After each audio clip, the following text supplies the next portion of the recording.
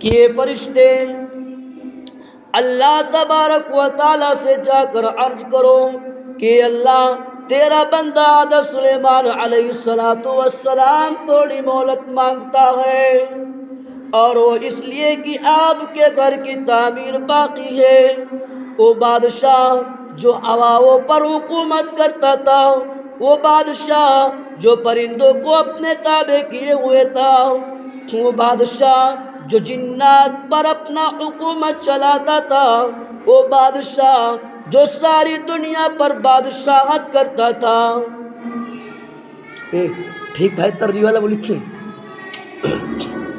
آج وہ زندگی کی بھیک مانگ رہا ہے۔ اللہ تبارک و تعالیٰ نے فرمایا اے سلیمان علیہ السلام بیت المقدس کا کیوں بہانہ بناتے ہیں؟ اللہ تبارک و تعالیٰ نے ارشاد فرمایا کہ حضرت سلیمان علیہ السلام بیت المقدس کا کیوں بہانہ کر رہے ہو؟ تعمیر کرانا، مکمل کرانا، یہ تو اللہ تبارک و تعالیٰ کا کام ہے۔ تعمیر مکمل کرانا یہ کام تو ہمارا کام ہے۔ چنانچہ فوراً آپ کی روح کو قبض کر لی گئی۔ اتنا کہنے کے بعد میں اللہ تبارک و تعالیٰ نے کہا کہ حضرت سلیمان علیہ السلام آپ بیت المقدس کا بہانہ کیوں کر رہے ہو؟ تعمیر کرانا یہ تو ہمارا کام ہے۔ اتنا کہنے کے بعد میں حضرت سلیمان علیہ السلام کی روح کو قبض کر لی گئی۔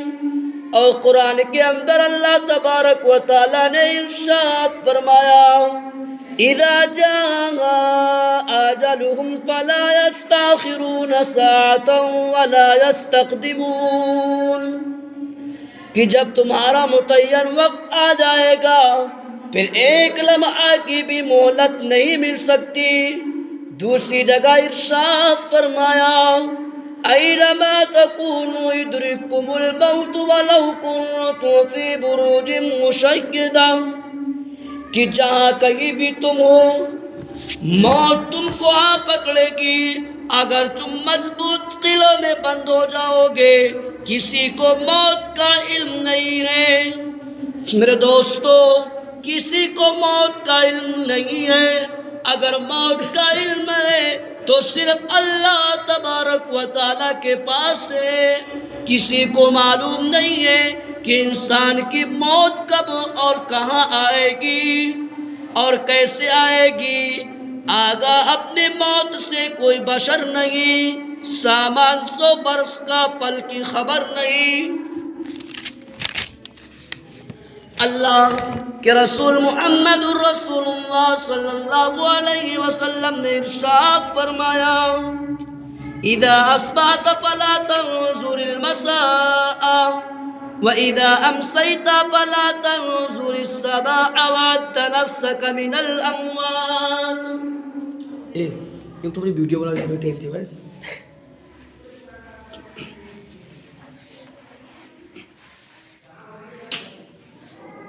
اللہ کے رسول صلی اللہ علیہ وسلم نے ارشاد فرمایا اذا اصبحت فلا تنظر المساء واذا امسيت فلا تنظر الصباح وعدت نفسك من الاموات، کہ اے انسان جب تو صبح کر لے تو شام کا انتظار مت کرو، اور جب تو شام کر لے تو صبح کا انتظار مت کرو، اور تو اپنے آپ کو مردوں میں شمار کر۔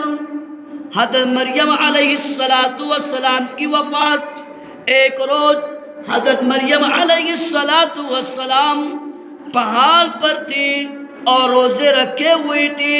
اچانک موت کا فرشتہ آدمی کی شکل میں آیا، آپ کے پاس جب پہنچا اور کہا اے راتوں کو جاگنے والی، دن بھر روزہ رکھنے والی، تجھ پر سلام ہو، تجھ پر سلام ہو۔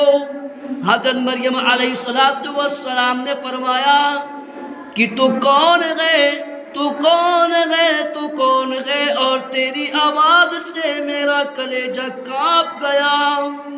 فرشتے نے جواب دیا کہ مریم علیہ السلام میرے متعلق نہ پوچھ، میں تو بچے کو یتیم کرنے والا ہوں، میں تو عورتوں کو بیوہ بنانے والا ہوں، میں تو محلات کو خالی رکھنے والا ہوں، میں دوست و احباب سے جدا کرنے والا ہوں، میں بہادر اور بادشاہوں کی جان لینے والا ہوں، اور اے مریم علیہ السلام آپ کی جان لینے کے لیے آیا ہوں۔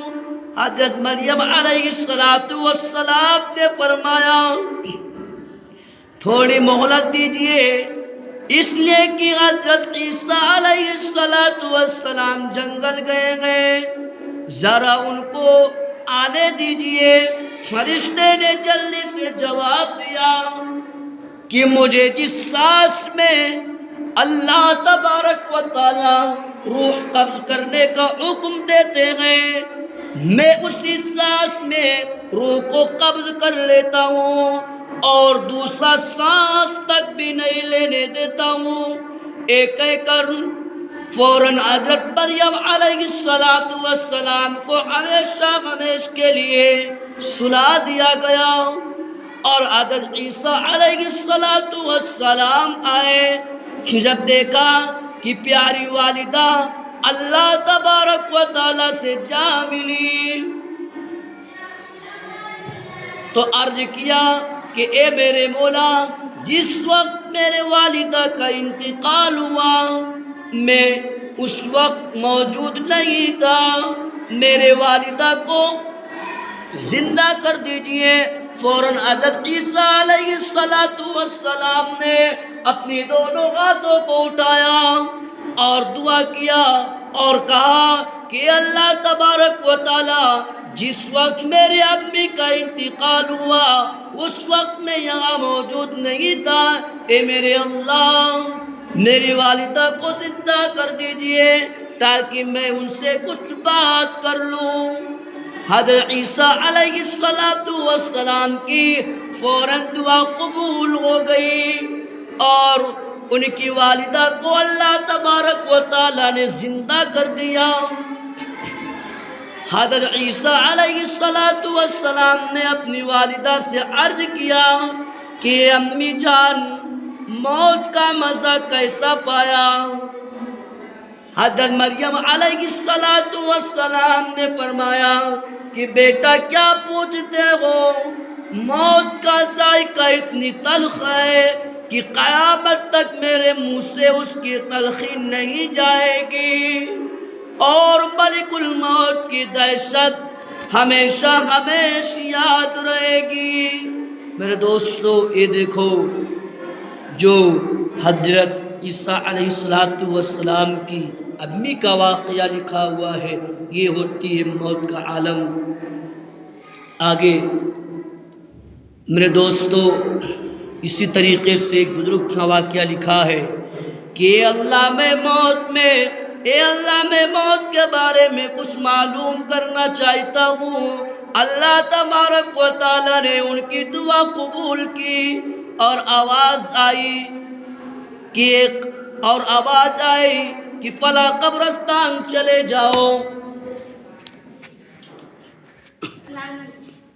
نام یاد رکھیں تھوڑی کہ فلاں قبرستان چلے جاؤ۔ وہاں گئے تو اللہ تبارک و تعالیٰ کی قدرت دیکھیے، فوراً ایک مردہ زندہ قبر سے باہر نکلا اور کہنے لگا پوچھو کیا پوچھتے ہو اے بزرگوں کو، کیا معلوم کرنا چاہتے ہو معلوم کرو۔ تو بزرگ نے جواب دیا کہ موت کا مزہ ہے مردے، موت کا مزہ اس کا ذائقہ کیسا ہے؟ جواب دیا کہ موت کا ذائقہ اتنا کڑوا ہے کہ میرے انتقال کے وقت 1000 سال ہو گئے لیکن اب تک میرے منہ سے موت کا کڑوا پن نہیں نکلا ہے۔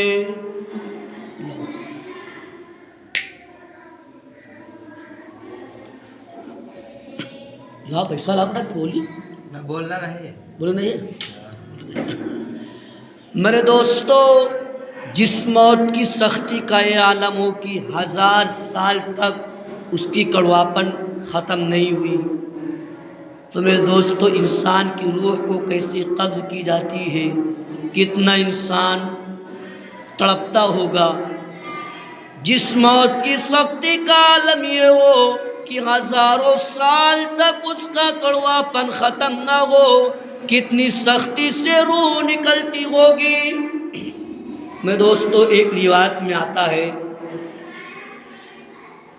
کہ موت کی سختی کی وجہ سے انتقال کے وقت انسان کو ایسی پیاس لگتی ہے، موت کی سختی کی وجہ سے انتقال کے وقت انسان کو ایسی پیاس لگتی ہے کہ اگر انسان کو پانی کے سمندر پلا دیے جائے تو پھر بھی اس کی پیاس نہیں بجھ سکے گی۔ اور دوسری روایت میں آتا ہے کہ موت کی اتنی سختی ہے اور انتقال کے وقت آدمی کو ایسی تکلیف ہوتی ہے کہ اگر تلوار سے انسان کے 300 ٹکڑے بھی کر دیا جائے تو بھی انسان کو اتنی تکلیف نہیں ہوگی جتنی تکلیف اس کو موت کی وجہ سے ہوتی ہے۔ میں دوستو ذرا غور کرو کہ انسان کو موت کے وقت ایسی پیاس لگتی ہے کہ اس کو سمندر بھی پلا دیا جائے تو اس کی پیاس نہیں بجھ سکتی ہے۔ اور ایک روایت میں آتا ہے کہ اگر انسان زندہ ہے اور اگر اس کے 300 ٹکڑے کر دیا جائے تو اتنی تکلیف نہیں ہوتی ہے جتنی تکلیف اس کو موت کے وقت ہوتی ہے۔ میں دوستو ذرا غور کرو کہ اس کے لیے ہم نے کیا تیاری کر رکھی ہے۔ آج کا مسلمان یہ سوچتا ہے کہ جب آخری وقت آئے گا تو توبہ و استغفار کر کے اللہ تبارک و تعالیٰ کو راضی کر لیں گے۔ میں دوستو اس طریقے سے نہیں ہے۔ اس کے بارے میں امام غزالی رحمۃ اللہ علیہ نے بہت انداز سے بہت تفصیل سے اس بات کو بتائی ہے اور سمجھائی ہے کہ ایک بادشاہ کا باغ تھا جس کے کئی حصے تھے۔ بادشاہ نے ایک ملازم کو بلایا اور اس کے ہاتھ میں ایک ٹوکری دی اور اس سے کہا کہ اس باغ میں داخل ہو جاؤ اور اچھے اچھے پھلوں سے ٹوکری بھر لاؤ، آپ کو انعام دیا جائے گا، لیکن شرط اس بات کی ہے کہ باغ کے جس حصے سے ایک مرتبہ گزر جانا دوبارہ اس پر لوٹ کر مت آنا۔ ملازم ٹوکری لے کر ایک طرف کے دروازے سے داخل ہو گیا، باغ کے پہلے حصے میں دیکھا کہ اس کے اندر پھل ہیں مگر اچھے نہیں ہیں۔ اگلے حصے میں داخل ہوا، یہاں پھل پہلے سے بہتر تھے، سوچنے لگا کہ کچھ پھل توڑ لو۔ فوراً ان کے ذہن کے اندر خیال آتا ہے کہ اگلے حصے میں اس سے زیادہ بہتر ہوں گے۔ جب دوسرے حصے میں پہنچتا ہے تو دیکھتا ہے کہ پہلے حصے سے یہاں پر زیادہ بہتر ہے، یہاں سے توڑ لیا جائے۔ اور جب دوسرے حصے سے توڑنے لگتا ہے تو پھر ذہن کے اندر خیال آتا ہے کہ اس سے زیادہ بہتر آگے ہوگا، آگے والے حصے سے توڑ لیا جائے گا۔ میں دوستو ایسے کہتے کہتے جب وہ آخری حصے میں پہنچا تو وہاں پر دیکھا کہ پیڑ تو موجود ہے لیکن پیڑ میں پھل ہی نہیں ہے۔ میں دوستو اسی طریقے سے انسان کہتا ہے کہ کل سے نماز پڑھیں گے، کل سے پڑھیں گے۔ میں دوستو موت ایک اٹل حقیقت ہے اور اس نے کتنے بڑی بڑی ہستیوں کو اجاڑ کر رکھ دی ہے، تو ہم سب کو چاہیے کہ شروع ہی سے آخرت کی تیاری کریں۔